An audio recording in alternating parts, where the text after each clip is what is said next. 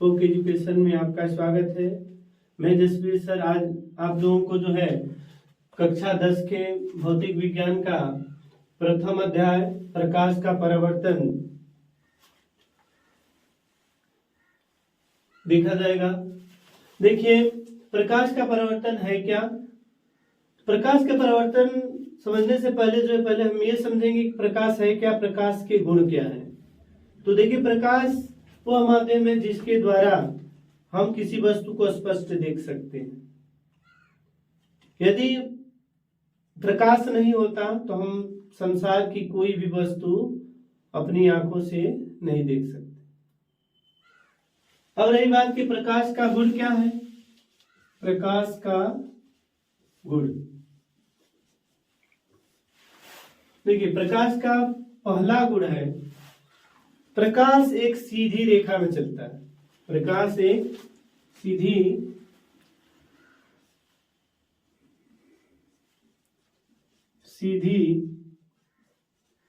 रेखा में चलता है।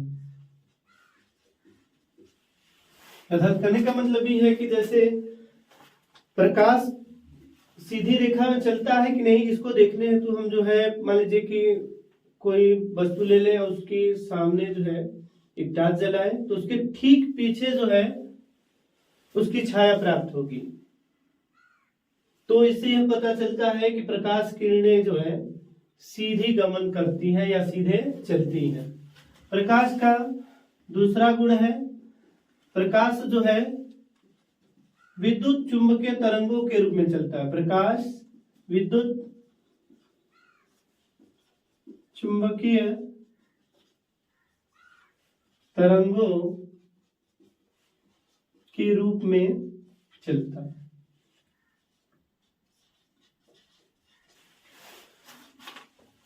यानी प्रकाश जो है विद्युत चुंबकीय तरंगों के रूप में चलता है।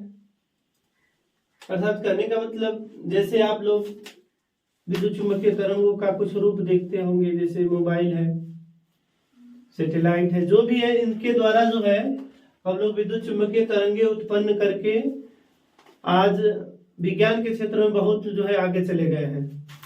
जैसे विद्युत चुंबकीय तरंगों को जो है परिवर्तित करके मोबाइल फोन द्वारा यहाँ से एक स्थान से दूसरे स्थान तक बात कर सकते हैं। और एक तीसरा गुण प्रकाश का तीसरा गुण प्रकाश जो है प्रकाश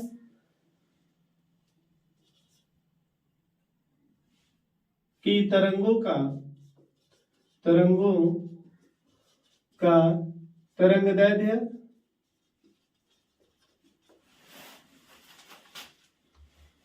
और 3800 एंगस्ट्रॉम से लेकर लगभग 7800 एंगस्ट्रॉम के बीच होती है। यानी कि प्रकाश तरंगों के रूप में चलता है, उसका जो है रेंज लगभग 3800 एंगस्ट्रॉम से लेके 7800 एंगस्ट्रॉम के बीच होता है।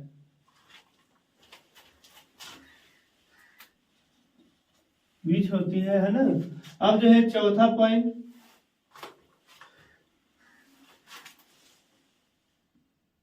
प्रकाश अपवर्तन तथा परावर्तन दोनों का गुण प्रदर्शित करता है। दोनों का गुण प्रदर्शित करता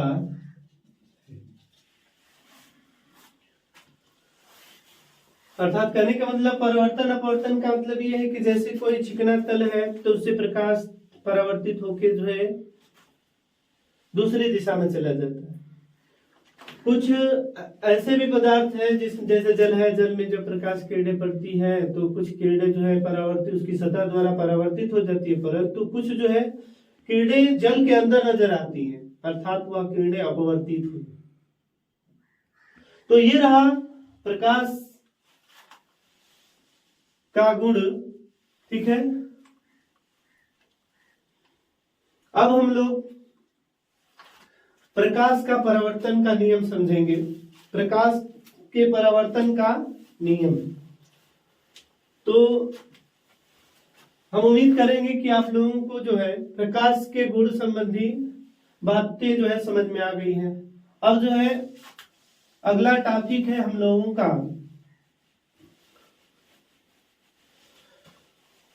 प्रकाश का परावर्तन। प्रकाश का परावर्तन क्या है? जब प्रकाश एक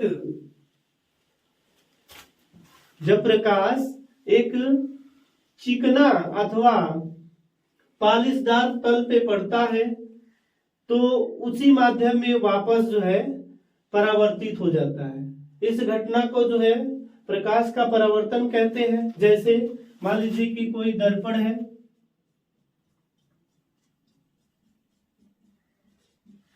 समतल दर्पण कह सकते हैं, M1 M2।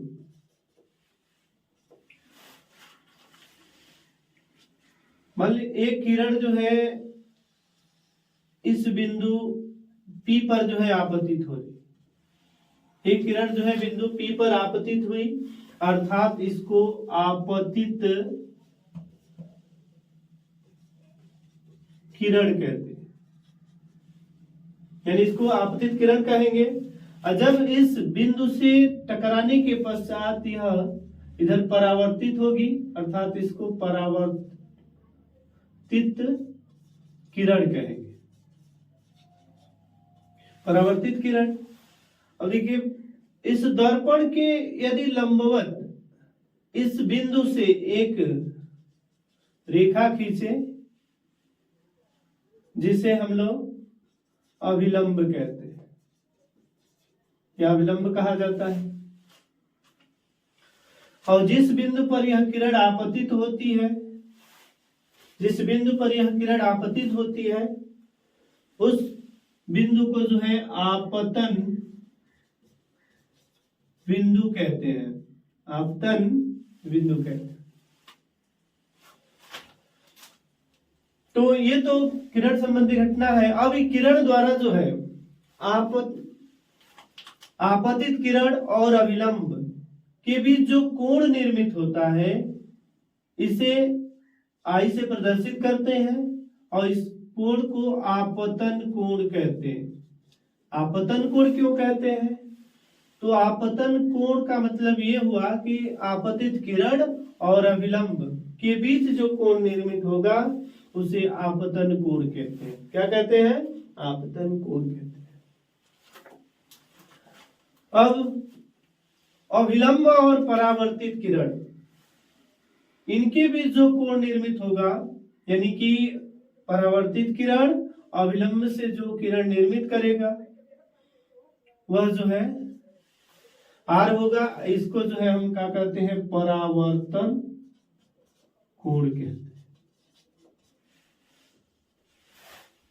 ये तो रहा प्रकाश किरण का गुण, जो कि चिकने तल से टकराने के पश्चात जो है इसी माध्यम में वापस जा रही है। अब यह जो है प्रकाश संबंधी सभी घटनाएं हैं। अब इस घटना को देखते हुए इससे संबंधित दो नियम दिए गए जिन्हें हम प्रकाश के परावर्तन का नियम कहते हैं। अब देखिए प्रकाश के परावर्तन का नियम समझेंगे। देखिए प्रकाश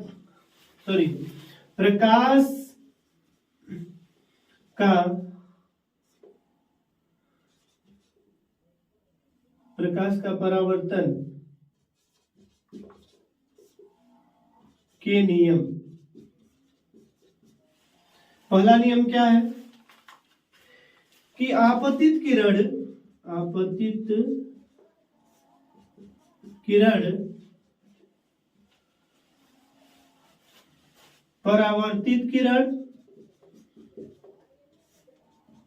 किरण तथा आपतन बिंदु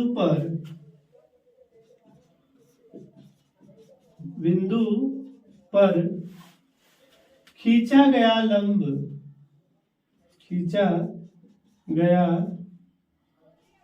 लंब या अभिलंब तीनों एक ही तल में होते हैं।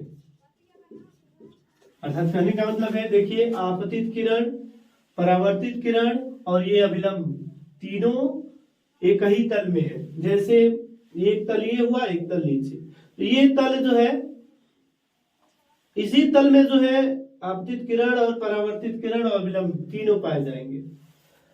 अब दूसरा नियम क्या है कि आपतन कोण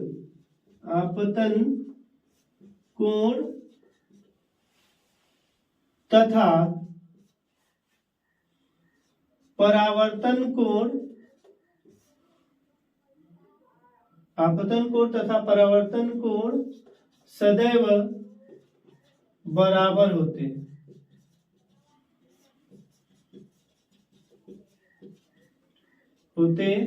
अर्थात कोण आई बराबर कोण, तो यह है प्रकाश के परावर्तन के नियम। पहला नियम है आपतित किरण, परावर्तित किरण तथा आपतन बिंदु पर खींचा गया अभिलंब तीनों एक ही तल में होते हैं। और दूसरा नियम है आपतन कोण तथा परावर्तन कोण सदैव बराबर होते हैं, अर्थात कोण आई बराबर कोण आर।